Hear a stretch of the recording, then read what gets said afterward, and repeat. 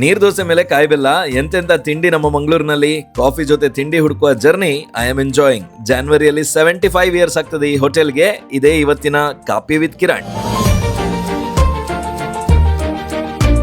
ನಮಸ್ಕಾರ Mangaluru. Gulf oil ಅವರ support ನಿಂದ ಕಾಫಿ ವಿತ್ ಕಿರಣ್ ಸಕ್ಸಸ್ಫುಲಿ ನಡೀತಾ ಇದೆ.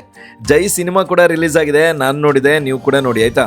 ಲಾಲ್ಬಾಗ್ ಪಬ್ಬಾಸ್ ಆಗಿ ಚಿಲಂಬಿ ಕಡೆಯಿಂದ ಉರ್ವಾ ಸ್ಟೋರ್ ಜಂಕ್ಷನ್ ಅಲ್ಲಿರೋ ಹೋಟೆಲ್ ಶ್ರೀಕೃಷ್ಣ ವಿಲಾಸ್ಗೆ ಇವತ್ತು ತಲುಪಿದೆ ನಾನು.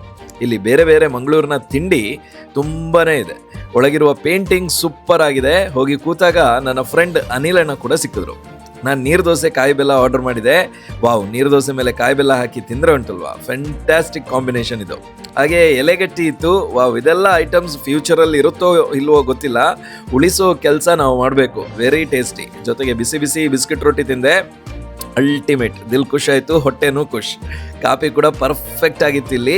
ಇದೆಲ್ಲ ತಿಂದು ಬಿಲ್ ಆಗಿದ್ದು 145 ರುಪೀಸ್. ಹೇಗೆ, ಓಕೆನಾ, ಜಾಸ್ತಿ ಆಯ್ತಾ ಕಮ್ಮಿ ಆಯ್ತಾ ಅಂತ ಕಮೆಂಟ್ ಮಾಡಿ. ಇಂಥ ವೀಡಿಯೋಸ್ಗುಂಟಲ್ವಾ ತಿಂಡಿನ ಈಗಲೇ ಫಾಲೋ ಮಾಡಿ.